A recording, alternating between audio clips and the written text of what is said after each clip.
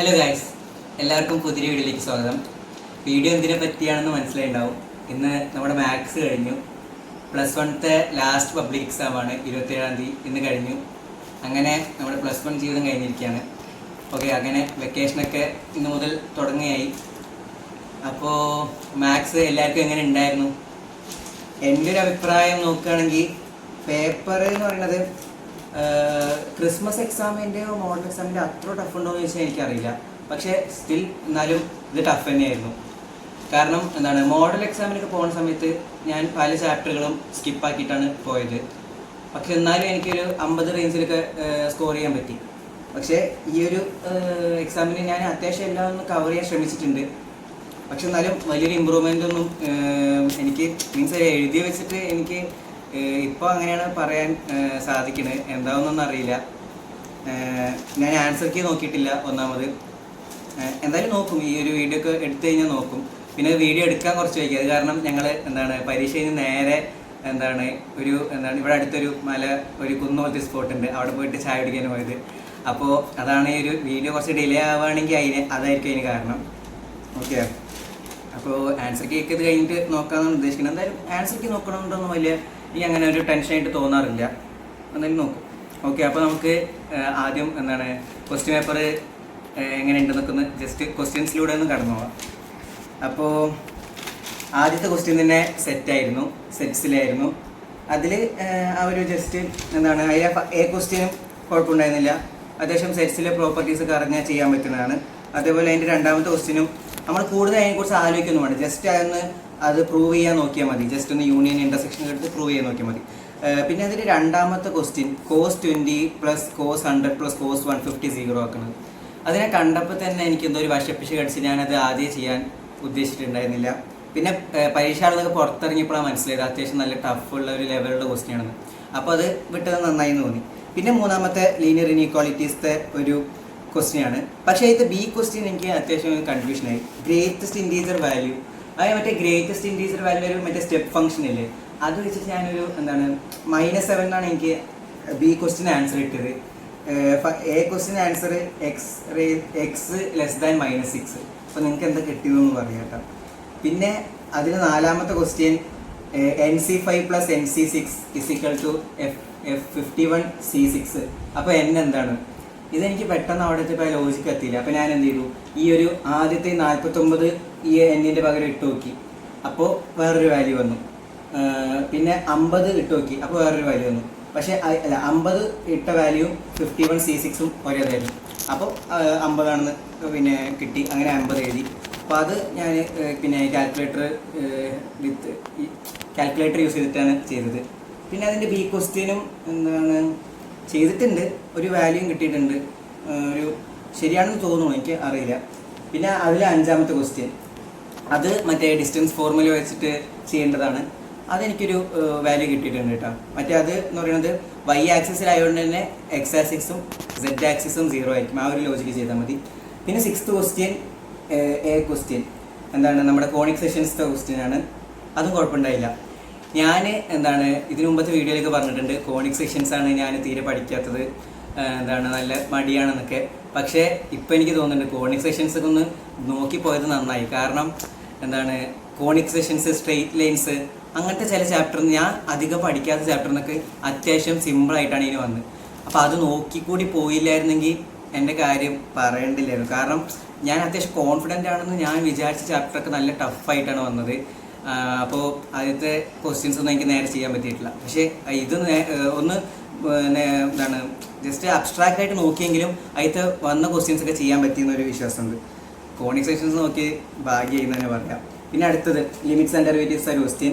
അതിൽ ഈ ഫസ്റ്റത്തെ ചിലർ പൈന് പകരം ആ ഒരു 22/7 എന്നെ ഇട്ട് കൊടുത്തിട്ടുണ്ടാവും. പക്ഷെ അങ്ങനെ ഇട്ട് കൊടുക്കാൻ പറ്റുമെന്ന് എനിക്കറിയില്ല. കാരണം പൈ ഒരു ഇറാഷണൽ നമ്പർ അല്ലേ, അത് 3.14 മാത്രമല്ലോ, 3.14 അങ്ങനെ കണ്ടിന്യൂ ചെയ്ത് പോകുന്നില്ലേ. അപ്പോൾ അതങ്ങനെ ഇട്ട് കൊടുക്കാൻ പറ്റുമെന്ന് എനിക്കറിയില്ല. ഞാൻ ജസ്റ്റ് അത് ഇങ്ങനെ വെച്ചിട്ടുണ്ട്. പിന്നെ ഞാൻ π-22/7 തന്നെയാണ് എഴുതിയത് കേട്ടോ. പിന്നെ അതിൻ്റെ അടിയത്തെ ചെയ്തപ്പോൾ അത്യാവശ്യം ഒരു ആൻസർ കിട്ടി. പിന്നെ അടുത്തത് സ്ട്രേറ്റ് ലൈൻസ് ഒരു ക്വസ്റ്റ്യൻ ആണ്. അത് സ്ലോപ്പ് അടിയത്തെ ബി ക്വസ്റ്റ്യൻ m = tan θ വെച്ചിട്ടാണ്. എ ക്വസ്റ്റ്യൻ പിന്നെ ആ ഒരു രണ്ട് പാരലൽ ലൈൻസിന് ഇടയിലുള്ള ഡിസ്റ്റൻസ് ഫോർമുല കോൺസ്റ്റന്റ് മൈനസ് ചെയ്തിട്ട് √a² + b² അത് വെച്ച് ഡിവൈഡ് ചെയ്യണം. ആ ഒരു ക്വസ്റ്റ്യനാണ്. അത് വലിയ കുഴപ്പമുണ്ടായില്ല. പിന്നെ അടുത്ത സെഷൻ ഈ ഒരു 4 മാർക്കിൻ്റെ 6 ക്വസ്റ്റ്യൻ ഇതാണ് സെഷൻ. ഇതിൽ ഫസ്റ്റത്തെ നമ്മുടെ സെറ്റ്സത്തെ ഡിമോർഗൻസ് ലോ, അത് ഒരു സ്ഥിരം ക്വസ്റ്റ്യൻ ആയിരുന്നു. പിന്നെ 10ാമത്തെ ക്വസ്റ്റ്യൻ എന്ന് പറയുന്നത് റിലേഷൻസ് ആൻഡ് ഫങ്ഷൻസ്. പക്ഷേ റിലേഷൻസ് ആൻഡ് ഫങ്ഷൻസ് ഇത്തിരി ഈസി ആയിട്ട് തോന്നി. സാധാരണ അത് അത്യാവശ്യം ടഫാക്കാറുണ്ട്. ഇതാണ് ഞാൻ പറഞ്ഞത്, മോഡലിലത്തെ ചില ചാപ്റ്ററുകൾ മോഡലിൽ ടഫാക്കി ചില ചാപ്റ്ററുകൾ ഇതിൽ ഈസി ആക്കി, പക്ഷേ അതിൽ സിമ്പിളാക്കി ചില ചാപ്റ്ററുകൾ ടഫാക്കി. എവിടേക്കും ഈസി ഉണ്ട്, പക്ഷേ സ്റ്റിൽ ഒരു ടഫ്നെസ് ലെവൽ ഫീൽ ചെയ്യുന്നുണ്ട്. പിന്നെ അടുത്തത് കോംപ്ലക്സ് നമ്പറത്തെ ഒരു ക്വസ്റ്റ്യൻ ആണ്. ഈ ഒരു കോംപ്ലക്സ് നമ്പറത്തെ ക്വസ്റ്റ്യനൊക്കെ അത്യാവശ്യം ഒരു പുതിയ രീതിയിലുള്ള ഒരു ക്വസ്റ്റ്യൻ ആയിട്ടാണ് എനിക്ക് തോന്നിയത്. പിന്നെ ആർഗൻ്റെ പ്ലെയിനിൽ മാർക്ക് ചെയ്യുന്നത് മോഡലിനുണ്ടായിരുന്നു. പിന്നെ ഈ ഒരു 12ാമത്തെ ക്വസ്റ്റ്യൻ ഞാൻ 5p3 എന്നാണ് എഴുതിയത്, 60 അങ്ങനെയാണ് കിട്ടിയത്. അങ്ങനെ കിട്ടിയൊരു കമൻറ്റ് ചെയ്യുക. പക്ഷേ എന്താണ് എൻ്റെ പിന്നെ ഫ്രണ്ടിനോട് ചോദിച്ചപ്പോൾ അവൻ പറഞ്ഞു 5x5x5 ആണെന്ന്. എനിക്കതിൽ കൺഫ്യൂഷൻ ഉണ്ട്. പിന്നെ അതേപോലെ ഈ ഒരു 1000-ന് മേലെയുള്ള എത്ര നമ്പറുകൾ ഫോം ചെയ്യാൻ പറ്റും എന്നുള്ള ഒരു ക്വസ്റ്റ്യൻ, അതും ചെയ്തിട്ടുണ്ട്, പക്ഷെ ഒരു ഉറപ്പില്ല. പിന്നെ അടുത്തത് നമ്മുടെ സ്ട്രേറ്റ് ലൈൻസിൻ്റെ ക്വസ്റ്റ്യൻ ആയിരുന്നു. ഈ പരീക്ഷ പേപ്പർ സ്ട്രേറ്റ് ലൈൻസ് കോൺസെഷൻസ് വന്നൊക്കെ ഞാൻ ചെയ്തിട്ടുണ്ട്. അതാണ് സത്യം പറഞ്ഞാൽ എനിക്ക് കുറച്ചെങ്കിലും മാർക്ക് കിട്ടാൻ നല്ല സഹായിച്ചിട്ടുണ്ട്. ഓക്കെ, അപ്പോൾ ആ ഒരു സംഭവം ഞാൻ ചെയ്തിട്ടുണ്ട്.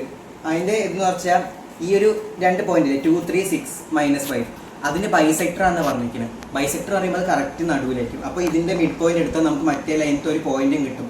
പിന്നെ ഇത് പെർപെൻഡിക്കുലർ ആയതുകൊണ്ട് തന്നെ m1 × m2 = -1 ആ ഒരു ഇക്വേഷൻ ഉണ്ടല്ലോ. അപ്പോൾ അത് വെച്ച് നമുക്ക് അതിന് സ്ലോപ്പും കണ്ടുപിടിക്കാൻ പറ്റും, ഒരു പോയിന്റും കിട്ടി. അപ്പോൾ പിന്നെ നമുക്ക് ആ ഒരു ഇക്വേഷൻ എഴുതാൻ പറ്റും. പിന്നെ ഇത് അടുത്ത് കോണിക് സെക്ഷൻസ്, ഇതൊരു ഡയറക്റ്റ് ക്വസ്റ്റ്യൻസ് ആണ്, കണ്ടാൽ മനസ്സിലാവുമല്ലോ. അപ്പോൾ ഇങ്ങനത്തെ ആ ഒരു പാഠത്തിൽ നിന്നൊക്കെ അത്യാവശ്യം സിമ്പിളായ പോലെ തോന്നി. ഇപ്പോൾ 15ാമത്തെ ക്വസ്റ്റ്യൻ ഞാൻ പിന്നെ അങ്ങനെ ചെയ്യാൻ നോക്കില്ല, കണ്ടപ്പോൾ തന്നെ ഒരു സിമ്പിൾ അല്ല എന്ന് മനസ്സിലായി. അപ്പോൾ പിന്നെ ഇത് അത്യാവശ്യം 6 ദിവസം തികഞ്ഞുകൊണ്ട് ഞാൻ പിന്നെ അടുത്ത സെഷനിലേക്ക് പോവുകയാണ് ചെയ്തത്. ഈ ടൈമിനെ പറ്റി നല്ലൊരു ടെൻഷൻ ഉണ്ടായിരുന്നു. കാരണം ഞാൻ ആ ഒരു 3 മാർക്കിൻ്റെ ക്വസ്റ്റ്യൻ ചെയ്ത് കഴിഞ്ഞപ്പോൾ തന്നെ അത്യാവശ്യം നല്ല ടൈം കൂടി. പിന്നെ 4 മാർക്കിലേക്ക് എത്തിയപ്പോൾ വേഗം ചെയ്യാൻ കഴിയുന്ന ക്വസ്റ്റ്യൻ ആയിരുന്നു. 3 മാർക്കിൻ്റെ കുറച്ചും കൂടി ടൈം കടത്തിക്കുന്നു. പെട്ടെന്ന് ആ ഒരു ടെൻഷനിൽ 6 മാർക്കിൻ്റെ ക്വസ്റ്റ്യൻ കയറുന്നു. പിന്നെ ആദ്യം തന്നെ ഞാൻ 6 മാർക്കിൻ്റെ അറ്റംപ്റ്റ് ചെയ്തത് ഈ സ്റ്റാറ്റിസ്റ്റിക്സിൻ്റെ ക്വസ്റ്റ്യനാണ്. കാരണം ഈ അവസാനം വരെ ടൈമിൻ്റെ പ്രശ്നം വന്ന് ടെൻഷൻ അടിച്ച് എനിക്ക് സ്റ്റാറ്റിസ്റ്റിക്സിൻ്റെ എല്ലാം തെറ്റിപ്പോകാറില്ല. ഞാൻ ഇതുവരെ സ്റ്റാറ്റിസ്റ്റിക്സിൻ്റെ ഒരു ക്വസ്റ്റ്യനും മോഡൽ എക്സാമിനും അറ്റംപ്റ്റ് ചെയ്തിട്ടില്ല. അപ്പോൾ ഇത് ആദ്യമായിട്ടാണ് ഞാനൊരു എക്സാമിൽ ചെയ്യുന്നത്. പക്ഷേ എനിക്ക് അത്യാവശ്യം ഒരു സാറ്റിസ്ഫാക്ടറി ആയിട്ടുള്ള ആൻസർ കിട്ടിയിട്ടുണ്ട്. കണ്ടാൽ തോന്നുന്നുണ്ട് ആൻസർ ആണെന്ന്, പക്ഷേ ഞാൻ ആൻസർക്ക് ചെക്ക് ചെയ്തിട്ടില്ല എന്ന് പറഞ്ഞല്ലോ, അതുകൊണ്ട് അറിയില്ല. പിന്നെ അത് കഴിഞ്ഞിട്ട് ഞാൻ നേരെ പോയത് ഈ ഒരു പിന്നെ ജോമെട്രിക് സീക്വൻസ് ആൻഡ് സീരീസ്, അതിൽ ആ ഒരു ക്വസ്റ്റ്യനൊക്കെയാണ്.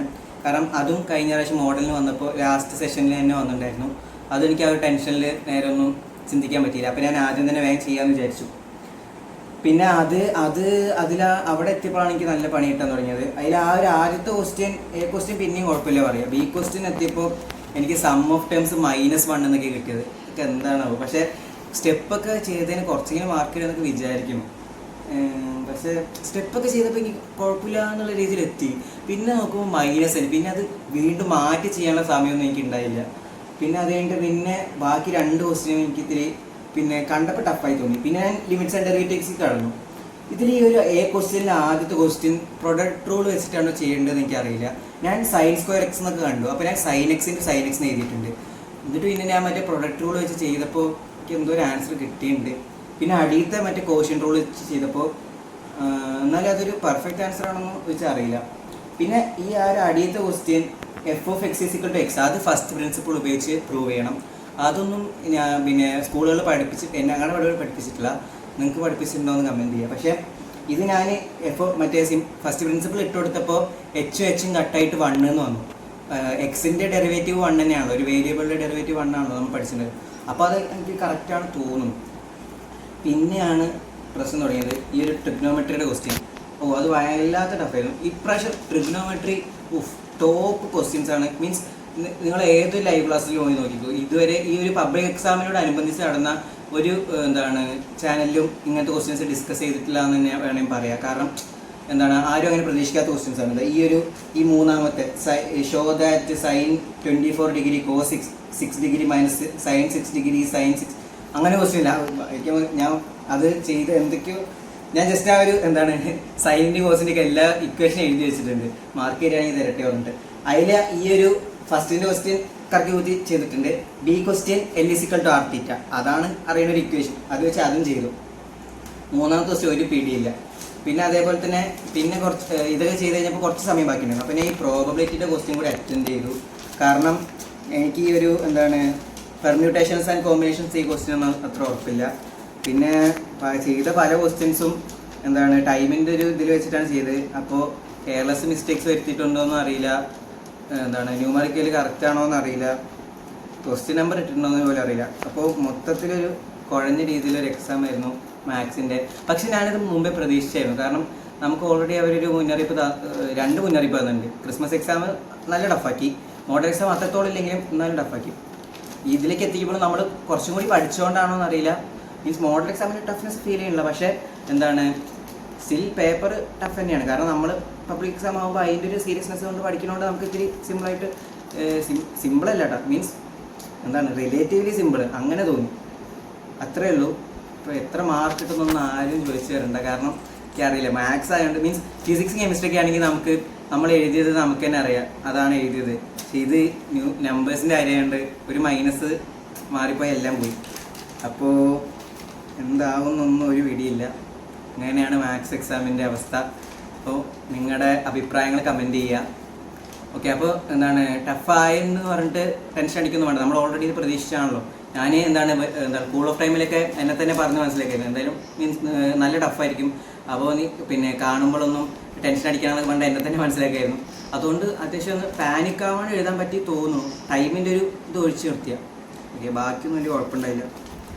ഓക്കെ, അപ്പോൾ അത്രയൊക്കെയുള്ളൂ ഈ വീഡിയോ. വെക്കേഷനൊക്കെ വീഡിയോസൊക്കെ ചാനലിൽ ഇടാൻ ഞാൻ പരമാവധി ശ്രമിക്കുക. അപ്പോൾ നിങ്ങൾ അപ്ഡേറ്റഡ് ആയിട്ട് ഇരിക്കുക, സബ്സ്ക്രൈബൊക്കെ ചെയ്തൊന്ന് വെക്കുക. കാണാത്തവരുണ്ടെങ്കിൽ ഒന്ന് ഷെയർ ചെയ്ത് കൊടുക്കുക ഫ്രണ്ട്സിനൊക്കെ. അത്രയൊക്കെ ഉള്ളൂ. ബൈ.